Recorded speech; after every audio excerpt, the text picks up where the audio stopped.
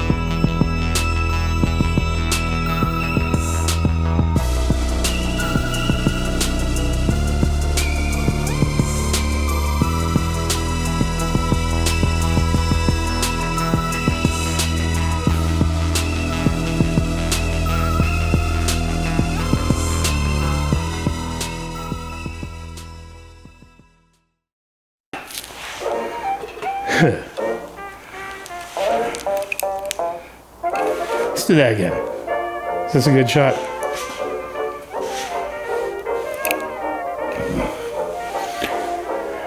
Oh, hell. Well. So, welcome to episode 37 of Low Tide. The official web channel, webs. I'm gonna have to practice that more.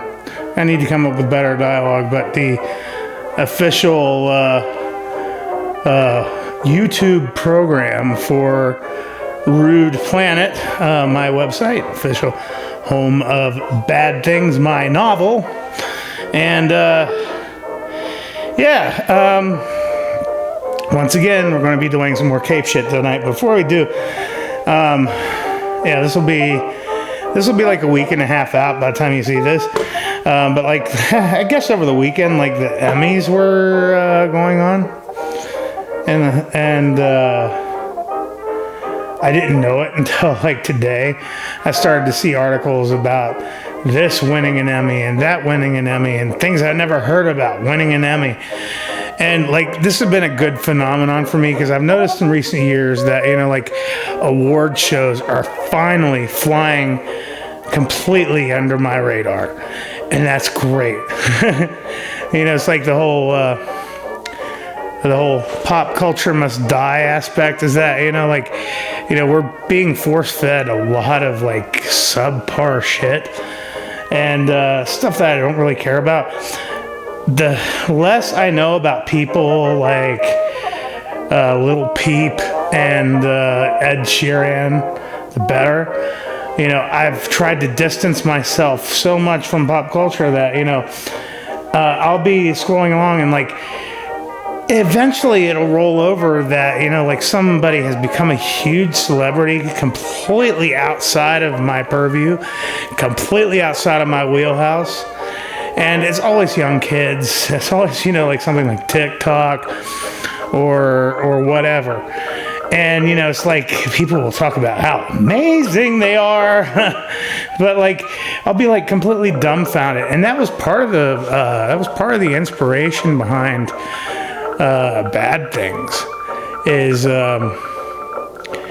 this started like years ago. And I was at a job. And like I heard about a news report about a photographer that had died while photographing Lady Gaga. Excuse me, I did that way too tight. And like she was wearing a funeral veil or some shit like that. And like, I was hearing about, how like she was so popular with kids and like she was like the biggest pop star on earth. And I'm just like, when? It's just like that. It was completely, she came out of nowhere. She'd already been popular for a while. And that's, like kind of where I want to be even further away from pop culture than that. that, you know, it's like if I delve into pop culture, I want it to be voluntary, that I decide when to be exposed to this shit, not to be bombarded by vapid, soulless commercial entertainment. You know, so, you know, it's like the one thing that, you know, the one thing that COVID's going to, you know, force studios to do is to be creative. They're going to have to scale down in order to survive. The major blockbusters are going to be more rare, and that's a great thing. It's a great thing for popular culture and probably culture in general. We've not had, you know, a pop cultural identity since probably the early 90s. After that, you know, after that, aesthetics have sort of, you know, cannibalized themselves over and over again. You know, it's like if you look, it's kind of like when Old Navy started to step in on television commercials. You know, I remember back then, I was in college and I had like a campus radio show, and I even talked about how like Old Navy commercials are going to be the death of us yet. And basically, there was like no aesthetic to this kind of clothing. It was just all a mishmash of like different eras and different styles, and all this sort of stuff blended together. And it became more and more evident that that's where we were heading. You know, you can take a photograph, a still photograph from any time since about 1998 on, and they all look the same.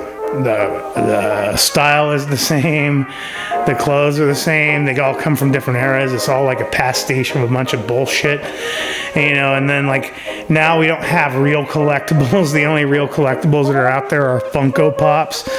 And you have like, you know, a company that's basically, you know, behaving like gatekeeper to create like these limited edition little plastic turds that, you know, everybody's supposed to, you know, consume on a massive scale.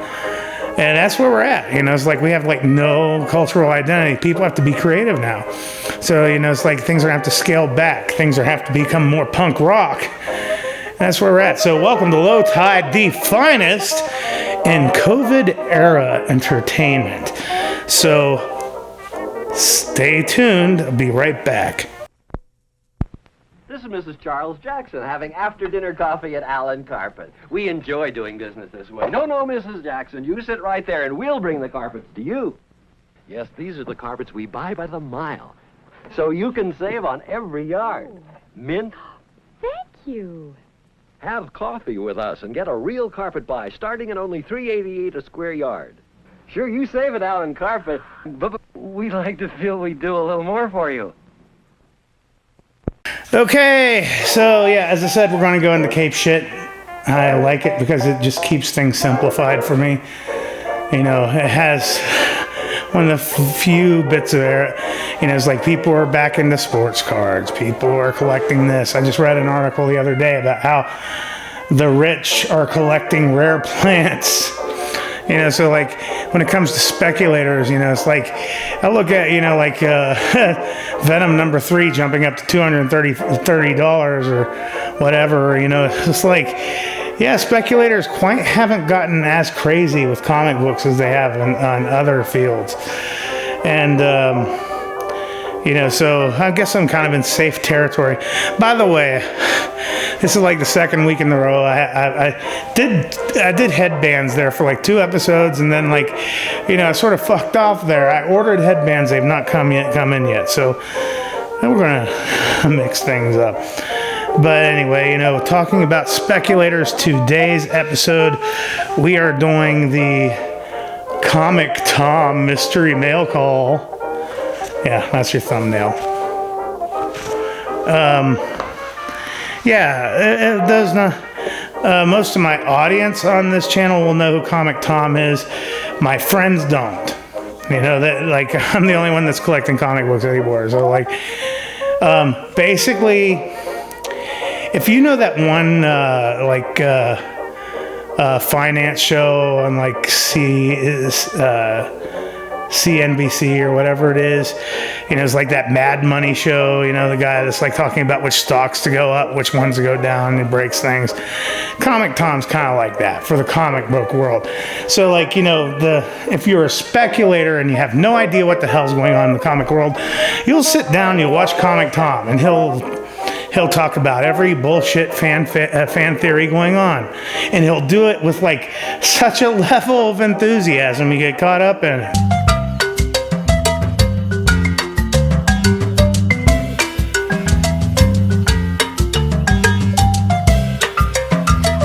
But I started doing this is more of a subscription box. So like, you know, you sign up, you're going to get a box every month.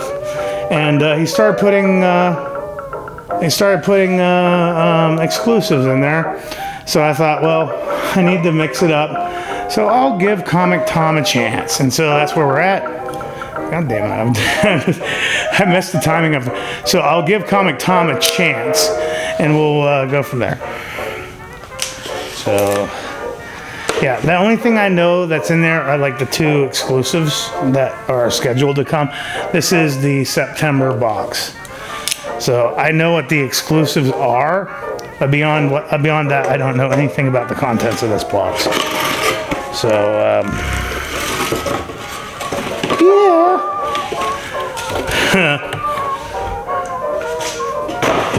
Yeah, you know, so, you know, whenever I talk shit, don't take anything I say personally. You know, it's like that's just me. That's where I come from.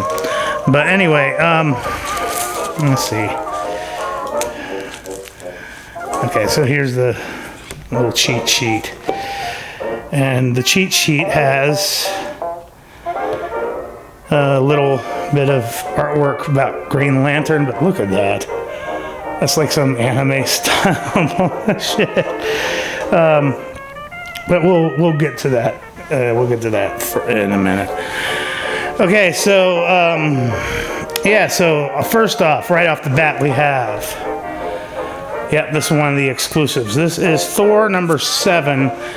I forget the artist's name that does this. Did this cover, but it is an exclusive specifically to the Mystery Mail Call. So with Thor being so hot or whatever, that's partially the reason why I decided to jump in. I thought this is another box sort of like that Spider-Man booth that, you know, could theoretically pay for itself.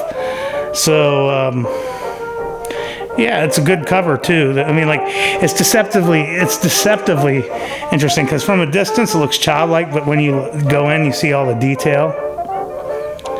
Actually, that's a really nice cover. Yeah, so it's limited to the mail call. So, and then, okay, so now this is the stuff that isn't exclusive. We got Hellboy number 1 of 2, Autopsy in B flat. I'm actually happy to get this because I mentioned in another episode that I was never really a big Hellboy fan at the time, but now that I've gotten older, you know, I've become a little bit more open to it. So I actually, I'm actually going to put that on my reader stack, so I'll read that soon. We have Danger Girl. Really? Danger Girl number 1. So I'm happy to have that. There's a J. Scott Campbell. So, really? Okay. So,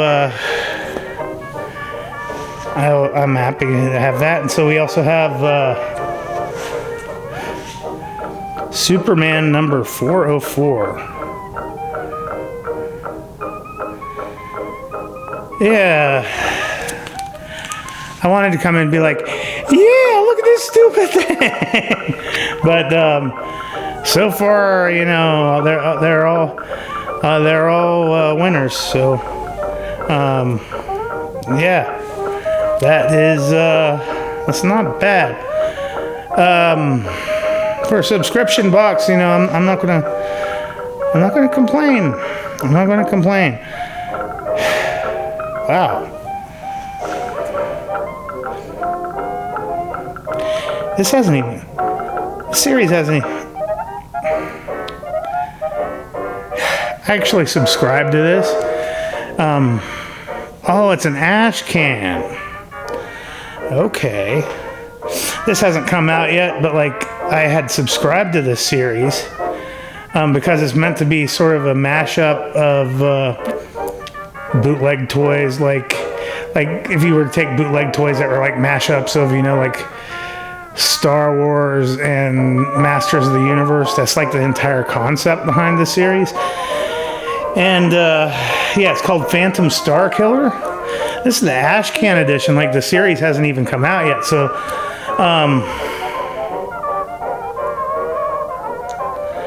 that's badass. Okay. Nice. Yeah. Here we go. Yeah, Marvel Action Spider-Man #1. Oh, look at that. It's got Spider-Gwen and everybody on there. Oh my goodness, yeah. I was hoping I'd be able to. Every subscription box comes with a signed print. I forget the name of the artist for the print. So this is like, it's limited to 2,000 pieces. Artist Piper, that's her name. And artwork's good though. I mean, like the detail's great. I think somebody mentioned that this artist is popular. Okay, and here's the last exclusive and last book in the box. Teenage Mutant Ninja Turtles #109, John Boy exclusive. Yeah, there's not too many of those. So, yeah, they came with 2 exclusives in the box. Plus, I got that Phantom Star Killer. Let's see what... Hold on a second. So, September Mystery Mail Call. Yeah, there's that print. Okay, so I already pointed that out. Yo, comic fam. I hate that, man. I hate that. Man, I'm like 43 years old. Yo, comic fam.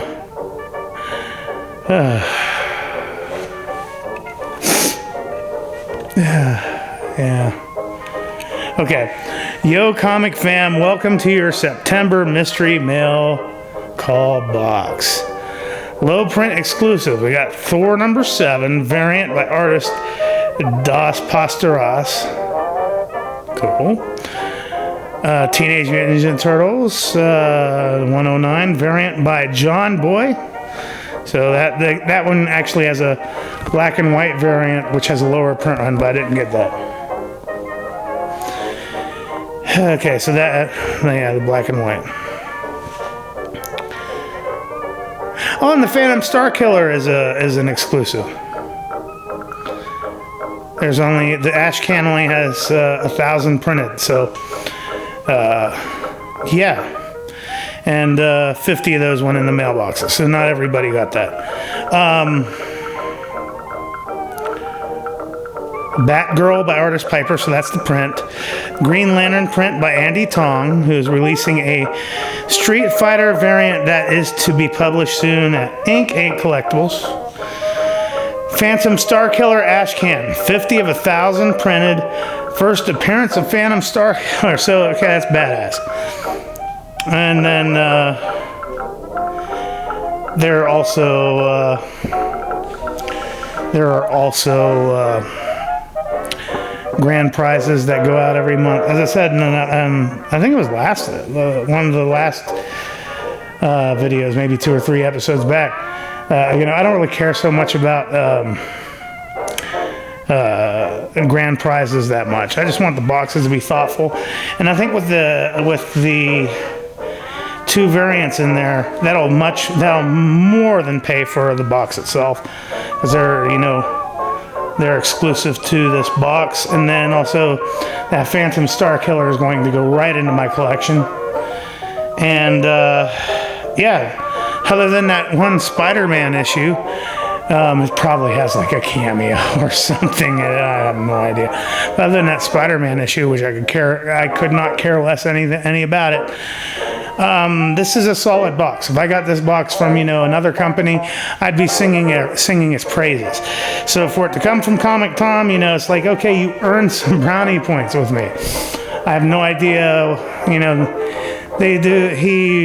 they ship the boxes out like around the 20th of every month. So I think you have like up until the 16th, but yeah, it rolls over month by month. So anyway, that is Mystery Mail Call. And yeah, I guess that's it. If you liked what you've seen in this episode, please like, subscribe, and share. And oh man, hopefully this is a shorter episode so I don't have to edit so much. Okay, I'll see you next week. Or later this week. I do 2 episodes a week. Tuesdays and Fridays. I might change that in the future, but right now that's kind of where I'm going to keep that at. And in the meantime, keep your stick on the ice, and I'll see you soon.